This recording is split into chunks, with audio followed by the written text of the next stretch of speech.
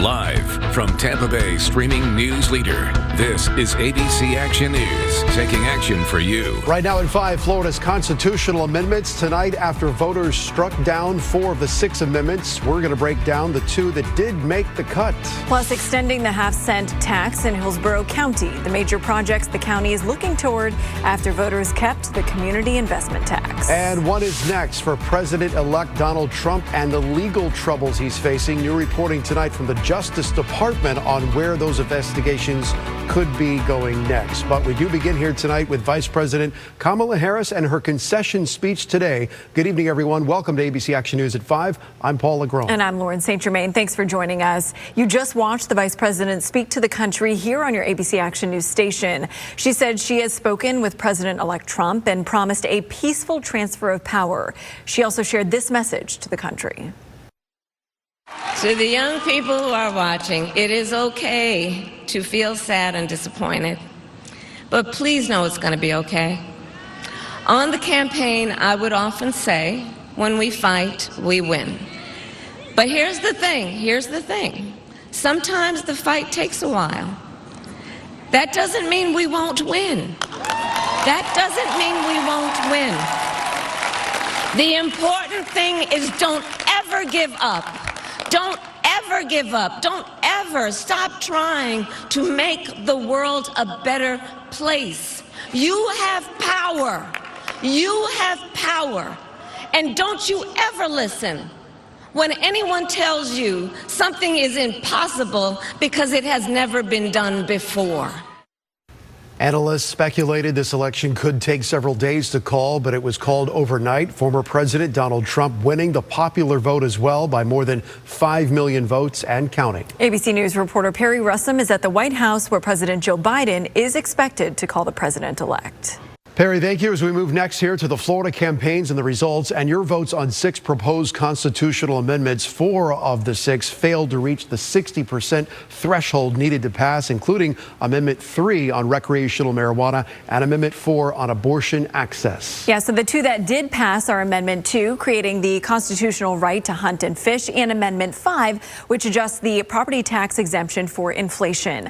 Tonight, ABC Action News reporter Eric Waxler breaks down what these 2 amendments mean for you. All right, time now for a check of weather here at 5 o'clock as we bring in Chief Meteorologist Dennis Phillips. Dennis, it kind of felt like summer today. Right? Yeah. 90. Gross. 90 degrees. Are you kidding me? November and 90, and it looks like we're getting late day and early. This is from Rafael, which is now making landfall in Cuba as a major Category 3 hurricane. Temperatures right now, mostly in the 80s, mid to upper 80s Apollo Beach right now, 86 Mayaca City. And you can see the rain, just all that moisture streaming in from south to north. So it really does have the look and feel of a summer afternoon. And then this evening, things wind down.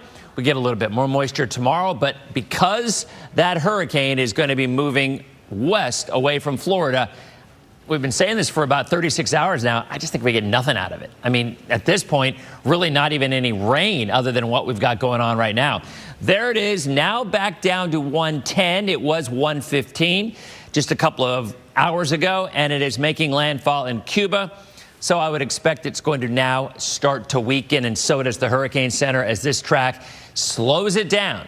It would not shock me if this actually doesn't even make landfall anywhere along the U.S. coastline before it finally fizzles out. But we'll talk more about that, our weekend forecast, and believe it or not, a cold front? Yeah, maybe. Yeah, I don't want to tease you, but we'll talk about it coming up in a couple of minutes. We are ready to hear all about that. Dennis, thank you. We move on next here tonight to world leaders now responding to President Trump's projected win this election. Several world leaders posting online congratulating the former president for regaining the White House. President Zelensky of Ukraine calling the win impressive. Israeli Prime Minister Benjamin Netanyahu releasing a statement saying that, quote, "Your historic return to the White House offers a new beginning for America," adding this is a huge victory. And the Prime Minister of the UK started a press conference stressing the strong relations between the United States and the United Kingdom. As the closest of allies, the UK and US will continue to work together to protect our shared values of freedom and democracy. Meanwhile, a spokesperson in Russia today says that they are not aware if President Vladimir Putin plans to congratulate Trump in person, calling the U.S. an unfriendly country. And the Chinese Foreign Ministry released a statement saying it does hope for a, quote, peaceful coexistence. Donald Trump's projected win could mean the end of several legal cases. He is scheduled to be sentenced later this month in that falsifying business records case. There are also the 2 federal cases against him for keeping classified documents and trying to subvert the 2020 election. Both of those cases may be stopped immediately because of a long-standing Department of Justice policy barring the prosecution of a sitting president. And any trial for the criminal case in Georgia would likely have to wait until 2029. Still to come here at 5, paying for the Tico streetcar. The funds drying up that could cost you money to travel around downtown Tampa. Plus, a short week to rebound. The Bucs are hoping to stop their 3-week losing streak this Sunday, and Baker Mayfield has a new favorite target. We'll hear from him next. Welcome back. The Hillsborough Transit Authority may soon bring back fares to the Tico Line streetcar in downtown Tampa. Hart says federal funding for the free service is coming to an end, and it may need to reinstate the fares by January 5th. There is a public hearing on the fare changes set to happen tomorrow night at its EBOR administrative offices to answer any questions. And the city of Bartow narrowed its search for a new chief of police down to the interviews were narrowed down to the 4 people you see scrolling on your screen right now. All 4 will attend a public community meet and greet next Wednesday night. Well, we're halfway through the NFL season, and the Bucs have hit a bit of a losing skid lately, losing 4 of their last 5 games. But one bright spot has been the play of tight end Cade Otton. Sports anchor Kyle Berger has more on how he filled in nicely for injured receivers Mike Evans and Chris Godwin. All right, turning now to weather here at 5:16 as we take a live look outside from the Clearwater Beach Camp. Cool shot there, Dennis. Yeah, there's some rain. I was just listening to Kyle, and I was just thinking to myself, Christian McCaffrey, who's been on the IR since the beginning of the season, is expected to play in that Bucs game on Sunday. So it could be tougher for us. Yeah, we will see. And the weather is going to be nice. I mean, I think Lauren's like, what are you talking about? Just tell me if it's going to rain. Yep. Looking outside, there are definitely some showers out there, and even a couple of rumbles of thunder, if you can believe that. I mean, today has the look and feel of a late summer day in early to mid-November, right? I mean, you've got some isolated showers. You have temperatures today in the mid to upper 80s. You've got humidity. But this moisture has nothing to do with a summer pattern. It has everything to do with tropical weather and Hurricane Rafael, which is actually making landfall even as we speak right now in Cuba.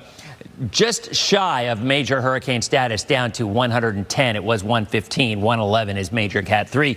Temperatures right now anywhere from the low to mid 80s. 81 St. Pete, 82 Bradenton, 86 in Apollo Beach, and 82 in Newport Richey. Outside right now, it's raining at the airport. 83 degrees. That feels like 92. And the winds are beginning to gust a little bit out of the east at 26 miles an hour.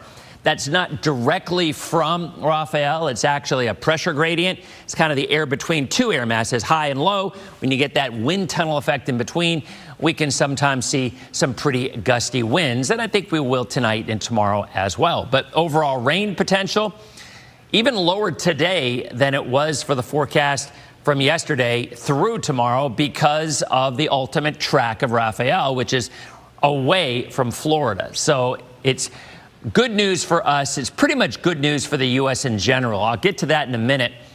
But I wouldn't be surprised if this thing goes out in the middle of the Gulf. So later on for us tonight, partly cloudy, mostly dry overnight.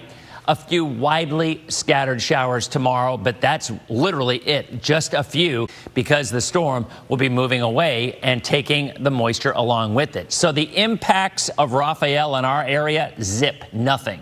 No surge, no wind, really no rain other than, again, a few showers, what we've got out there right now, and might see again tomorrow. Temperatures, well, I kind of hinted a few minutes ago that the models are showing a cold front about a week from Friday or Saturday. Now, look, you always hear me scoff at a 10-day forecast when it comes to tropical storms or hurricanes, right? Well, it's the same mindset when you're talking about a cold front. Yes, things will probably change, but mid-November is about the time we start to see more regularly scheduled cold fronts. So it is certainly something that is a possibility, and the Euro is absolutely all in on that next Saturday morning. Not this Saturday, next Saturday. So there's Rafael. You know, this area is out there, and while it may even become a depression, nothing more than that, maybe a bit of rain for South Florida. But ultimately, at 110 miles an hour, it's really rough for western Cuba right now. But as it pulls away, and it will do that, would not be surprised if this thing ends up taking kind of a loop as nothing left of it. So if I were a betting man, I would say this doesn't even make landfall at any kind of a significant part in the U.S. There's nothing more than maybe just a couple of showers. So we lucked out on that one. Big ridge blocked it from coming to Florida. There's a 7-day for us, a few showers tomorrow, that's it. And then maybe a shower southern counties over the weekend as that little disturbance passes south. Otherwise, boy, the heat continues, that's for sure. Highs in the upper 80s. Action News at 5 continues after this. The forecast is sponsored by Blue Sky Roofing. When you need to stay dry, call Blue Sky. ABC Action News is sponsored by Rubenstein Law. Well, now that the election has passed, the holidays right around the corner, and experts predict spending to be at an all-time high. So now is the best time to think about a budget if you want to. Experts say one of the best ways to control your spending is to shop early. The National Retail Federation says you should expect shoppers will spend an average of more than $900 per person. But a different survey by NerdWallet found 28% of shoppers who use credit cards to buy gifts last year are still paying off that debt. The best thing to do is to really make a plan before you start spending. Ideally, we want to use our savings and not debt to fund those purchases. Using some kind of browser add-on like Honey or the Camelizer browser extension just to track those prices can just help make sure that you're getting the best deal possible. Well, finance experts also recommend these tips, making a list and figuring out exactly how much you want to spend. And you can always sign up for price drop alerts as well. So we can officially focus on holidays now? I'm all in. Perfect. All right. At the same time. And take a look at this picture. This is a penguin on a Western Australian beach. Now, experts say this emperor penguin swam thousands of miles from its only home in Antarctica to find different types of food. Australia's Department of Biodiversity, Conservation and Attractions said the penguin was malnourished. A trainer is now rehabbing it. Incredible. Thousands of miles that penguin swam. Power of nature. Truly. Yeah. All right, ABC Action News at 5:30 is coming up next. What are you working on? All right, so the economics with President-elect Donald Trump. Tonight we'll explore that, how Wall Street responded today as the Federal Reserve now starts its meeting on inflation, what to expect next. And we're taking a closer look at the key vote in Florida with Latino voters about who they voted for this election and what drove their choice. Next.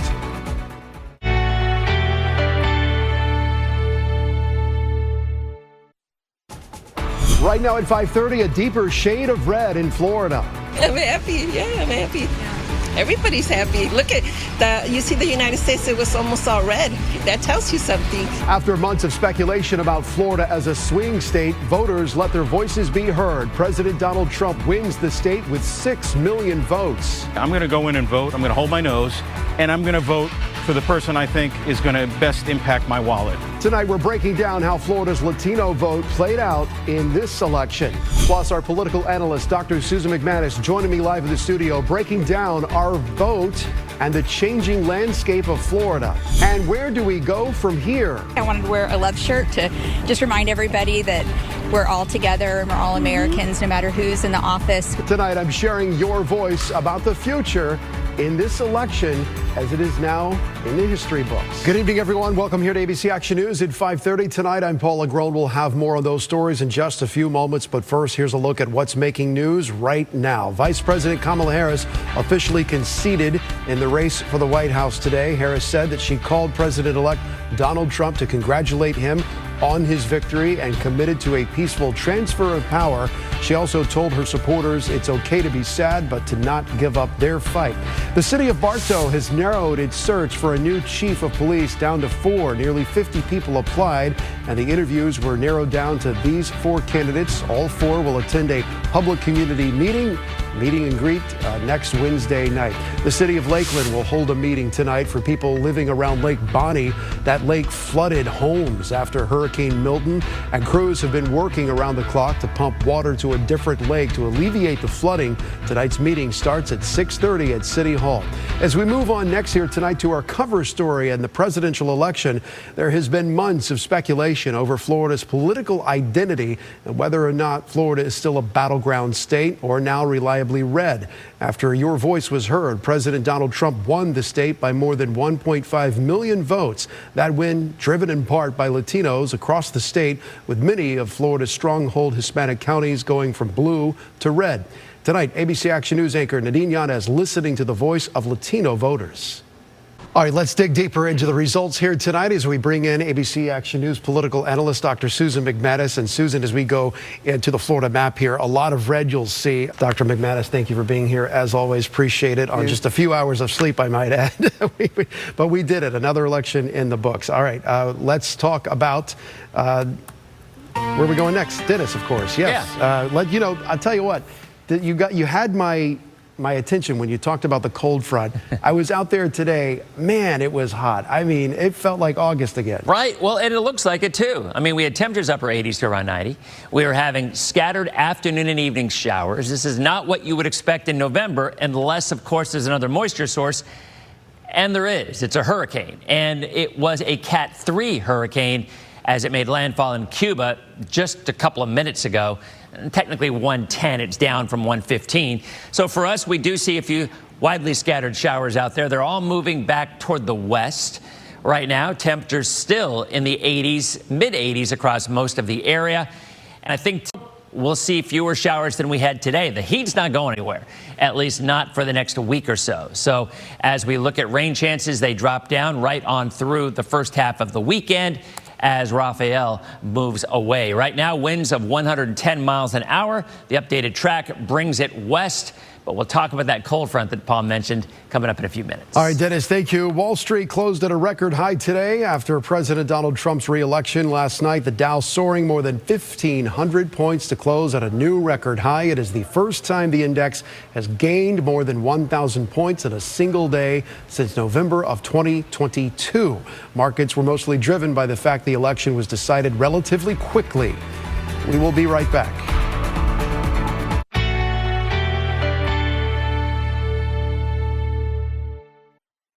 Welcome back. So here's a question. How are you feeling on this day after another major U.S. election? The range of emotions are as diverse as the voters themselves. And today I went out to find your voice. All right, let's bring in Chief Meteorologist Dennis Phillips. I was out there today down at the Riverwalk in Tampa, and man, it felt like a hot August day. You could really feel the humidity out there. Hit 91, broke a record. The average high in the middle of August is 91. So it's exact, and we had some rain too. So it felt like typical summer weather. And there's still some rain out there. You can see it in the distance, but this rain is not from a summer pattern. It's from a major hurricane. Rafael down in Cuba just weakened from a Cat 3, which is major, to a Cat 2. It went from 115 to 110, and 111 is major. So, I mean, come on, it's for all practical purposes still a major hurricane. And it is bringing some rain across the southern half of Florida and then moving northward. But really, otherwise, this is the only impact we are going to see out of this thing. It's going to be moving west away from Florida, so no surge, no flooding, no real wind. I mean, just kind of what we had today again tomorrow. And there are some holiday down to Crystal Beach, over toward Tarpon Springs, back toward Lakeland, west of Lake Wales. This is all moving from southeast to northwest. Temperatures now, we're in the low to mid 80s after highs today hit 91 degrees in Tampa. That is a record. Hit 90 in Sarasota, 88 in Clearwater. So just ridiculous heat for this time of the year. A couple of showers right now at the airport, 83 degrees. East winds gusting up to 26 miles an hour. So like I said, we broke a record, hit 91. The previous record was 90 back in 2015. 10 degrees above average. And get this, this morning we were 15 degrees warmer than we should be. Our kingdom for a cold front, right? Well, 10 days from now, there's the hint, we are going to see a cold front. Maybe a decent one. I mean, 10 days out, a lot can and usually does change. but maybe something to look forward to. But for the time being, at least for the next day or so, more of this, some scattered showers. We've still got the warm temperatures. We've still got the very high afternoon highs and nothing more than an isolated afternoon shower. That's about it. Maybe 20-30% coverage if we're lucky. And then by later on this weekend, believe it or not, another tropical system is going to kind of scoot by our south. I don't think it'll be organized, but it may bump rain chances up a little bit for South Florida, and I guess our southern counties could be on the fringe of that. But if you go through the end of next week, we stay very warm, and then there's the drop next Friday or Saturday. Again, I'm not going to sit out here 10 days in advance and say, oh, yeah, we're definitely going to get a front. But the models are hinting at it. Mid-November, certainly a reasonable time for a cold front. So we will see if indeed it plays out that way. So there's Rafael. There's a little blob I was talking about that's going to kind of move to the west-northwest. I don't think it really turns into much, but it could bump up rain chances by the second half of the weekend for South Florida. Rafael, winds of 110 miles an hour, now just pounding Cuba, unfortunately. Really big storm. And then the track will be west away from Florida. I'll tell you, I think this eventually dies out before ever actually making landfall anywhere in the U.S. It's probably going to take a little bit of a loop, and when it does, it'll eventually die out with the colder waters, the higher shear, and the drier air. So that is a good thing. But right now, Cuba getting pounded by this thing in the western tip. There's a look at the 7-day. A few showers tomorrow. Otherwise, we stay warm. We stay kind of muggy. Maybe a few showers south of I-4 by Sunday into Monday. All right, Dennis, sounds good. Coming up on ABC Action News at 6, yes, for higher wages. Hillsborough County had to fight for it just to get the issue in front of you, the voter. We'll talk about the relief tonight for teachers across the county and what it means coming up. ABC Action Evening Weather Maps is sponsored by Safety Harbor Resort and Spa. The 7-day forecast is sponsored by Blue Sky Roofing. When you need to stay dry, call Blue Sky. Welcome back. Well, living in Florida, we're aware of how dangerous the Burmese python has become to our ecosystem. Every year, the state hosts the Python Challenge for people to hunt the snakes out of the Everglades and protect other species. And for years, we've been told how there is no known predator for the python. Well, now researchers in the Everglades think they may have found one. A recent study from the U.S. Geological Survey found several cottonmouth snakes with juvenile Burmese pythons in their stomachs. Cottonmouth snake, sometimes called a water moccasin, found in wetland areas and known to prey on frogs, fish. They hit the required 60% mark with voters. One reason a major supporter is now blaming the governor, and now their next move forward. Plus, cementing plans for the future, the big ideas for one Bay Area county over the next 25 years. It's all new next at 6. Stay with us. Post captioning is sponsored by Dimmitt Automotive Group, serving Florida's Gulf Coast for over 100 years.